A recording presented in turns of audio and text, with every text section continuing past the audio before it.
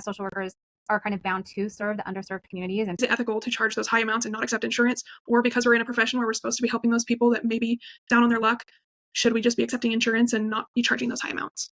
this is something that I kind of wrestle with often because there is kind of this ethical consideration to take, that and to be able to look at the systems and be able to understand where people are at and where they're coming from and why they're functioning the way that they're functioning. Have some ethical wrestle with it, because absolutely we have the schooling and the clinical training that's very valuable. Logistically, we should be compensated for that. And I think it's okay that we believe that and that we feel that and that we advocate for that.